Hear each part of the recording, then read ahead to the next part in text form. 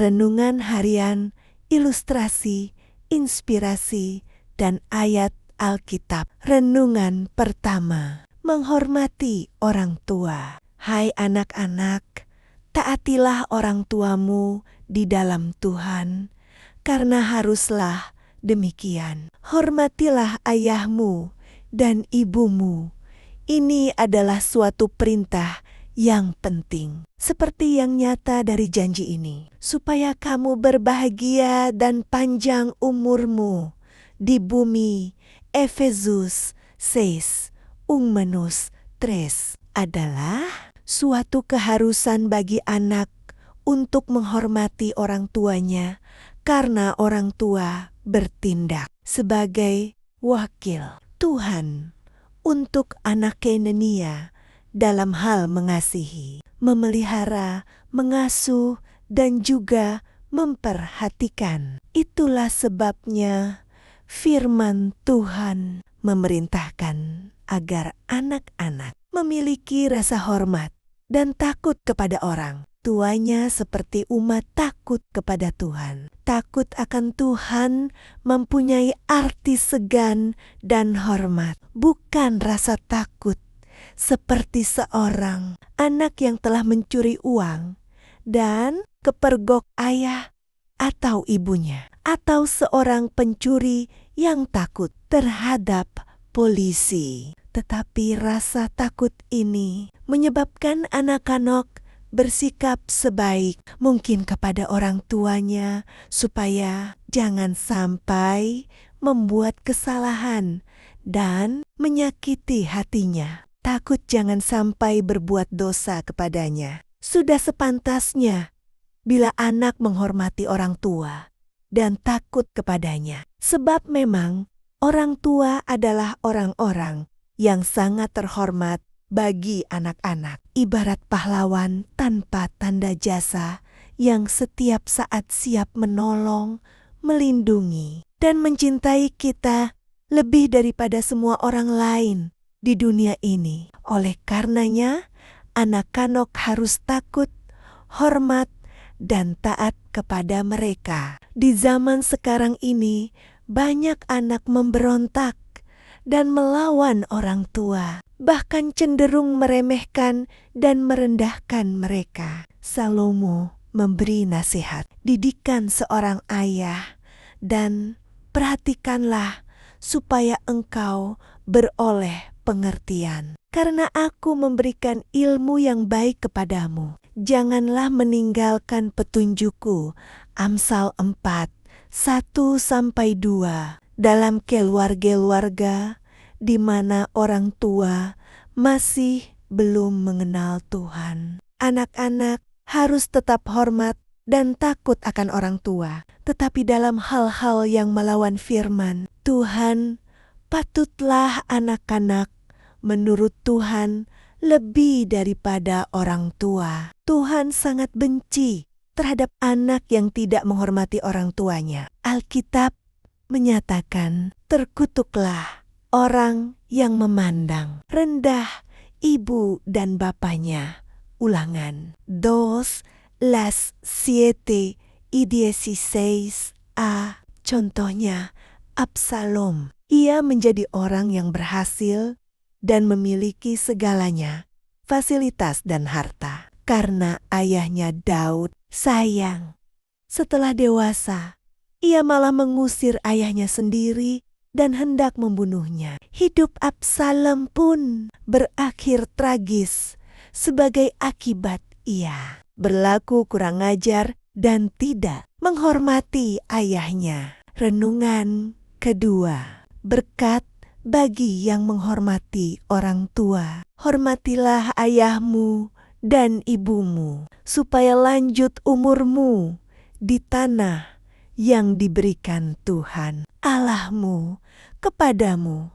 Keluaran jam 20:12. Demikian pentingnya menaruh rasa hormat kepada orang tua, sampai-sampai Tuhan pun menuliskannya dalam ke-10 firman-Nya, 10 hukum Taurat. Tidak hanya itu, ada berkat yang Dia sediakan Kalau seorang anak hormat kepada orang tuanya, bukan hanya orang tuanya sendiri yang ingin membalas dan memberkati si anak, tetapi Tuhan pun menjadikan diri Nia jaminan untuk membalas dan memberkati si anak yang tahu menghormati orang tuanya. Mungkin orang tua tidak mampu membalas sendiri perbuatan anak-anaknya karena keterbatasannya. Tetapi Tuhan selalu mampu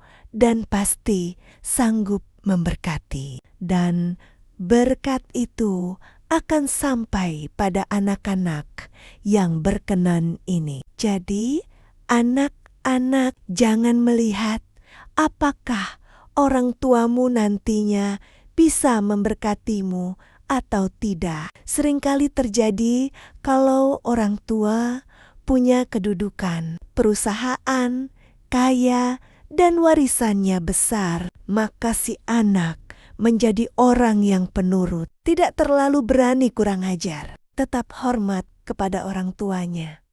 Sekalipun mereka sudah tua dan tidak berdaya. Sebaliknya, kalau orang tuanya miskin, tidak punya apa-apa, dan tidak terhormat, seringkali si anak kurang peduli, meremehkan, bahkan kadang-kadang ada yang tega menelantarkan dan menghina mereka sebagai orang Kristen. Sekalipun orang tua kita tidak punya apa-apa, dan tidak bisa diharapkan, kita harus tetap menghormati mereka dengan penuh cinta dan kesungguhan hati, karena itu adalah kehendak Tuhan bagi anak-anaknya. Kita harus taat akan firman Tuhan ini, karena firman-Nya jelas menyatakan bahwa Tuhan sendiri yang akan memberkati kita. Setiap anak yang sungguh-sungguh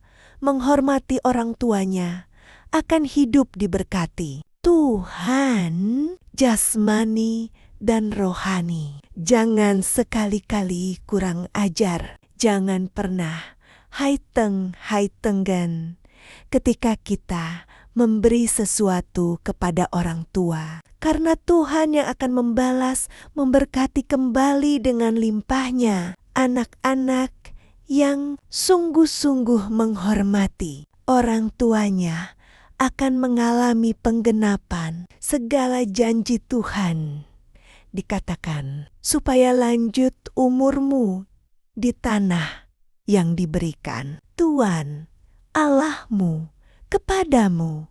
Ayat Nas, kalau Tuhan yang memperpanjang hidup kita, pastilah hidup kita akan senantiasa dalam pemeliharaannya. Sudahkah kita menghormati orang tua kita seperti yang dikehendaki Tuhan?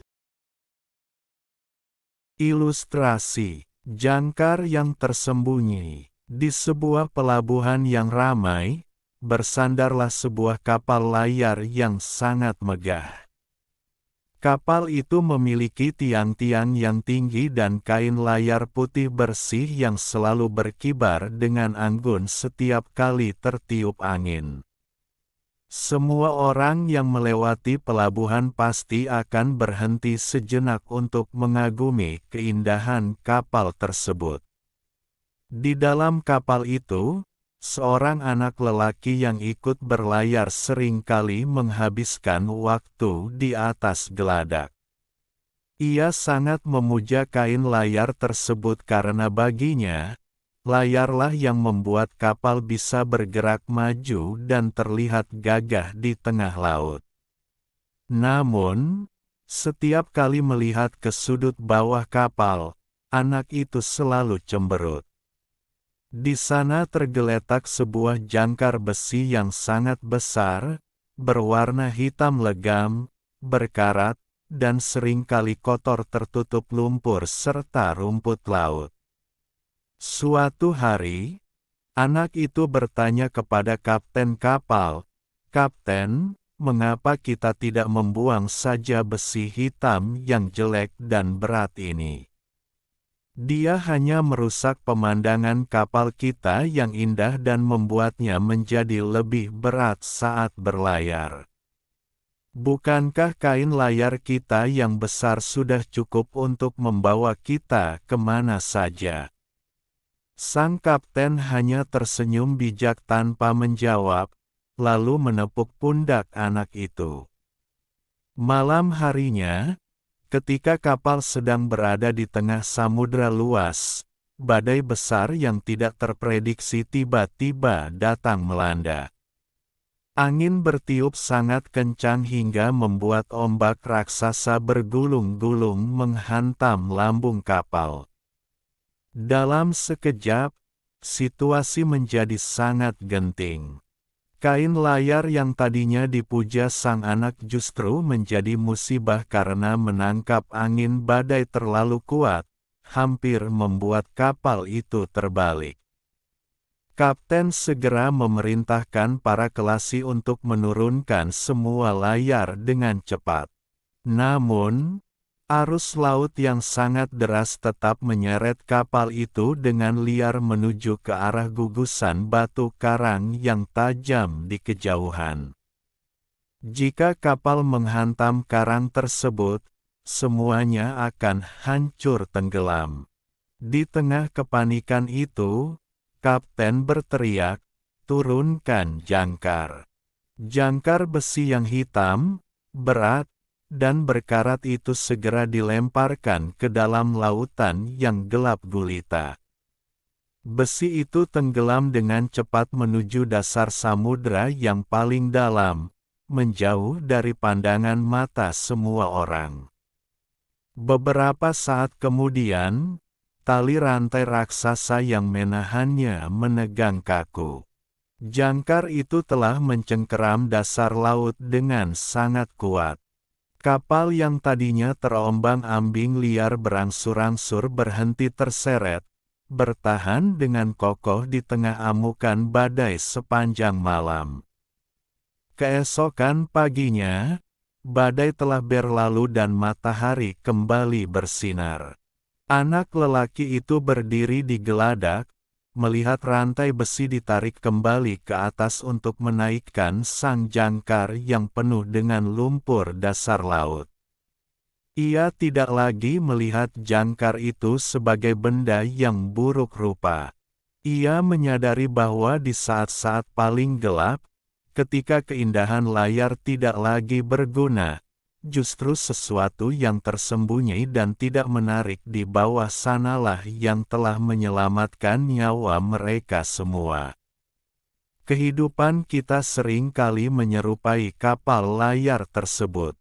Kita sangat mudah mengagumi dan mengejar hal-hal yang tampak indah, megah, dan mendatangkan pujian di mata orang lain seperti kesuksesan, penampilan luar, harta benda, atau pengakuan sosial. Kita menganggap hal-hal kasat mata itulah yang paling penting untuk membawa hidup kita maju mengarungi dunia. Sebaliknya, kita sering mengabaikan atau menganggap remeh hal-hal tersembunyi seperti integritas, kerendahan hati, ketekunan dalam doa, dan kedalaman karakter. Namun, hidup ini tidak selalu berisi hari-hari yang cerah. Ketika badai persoalan, kekecewaan, atau kegagalan datang menghantam, segala keindahan luar yang kita banggakan seringkali tidak mampu menolong kita, bahkan bisa menjadi beban yang menjatuhkan kita. Di dalam masa-masa sulit itulah, kita membutuhkan sebuah jangkar rohani yang kuat di dalam hati kita. Jangkar itu adalah iman dan pengharapan kita kepada Tuhan. Meskipun tidak terlihat oleh orang lain dan seringkali terbentuk melalui proses yang tidak menyenangkan di tempat yang sunyi, hubungan yang mendalam dengannya akan mencengkeram dasar kebenaran yang tidak tergoncangkan. Ketika kita memiliki jangkar yang kuat di dalam jiwa, maka seberat apapun arus dunia mencoba menyeret kita menuju kejatuhan, hidup kita akan tetap berdiri kokoh dan aman hingga badai itu berlalu. Pengharapan itu adalah sauh yang kuat dan aman bagi jiwa kita, yang telah dilabuhkan sampai ke belakang tabir. Ibrani pukul 6:19.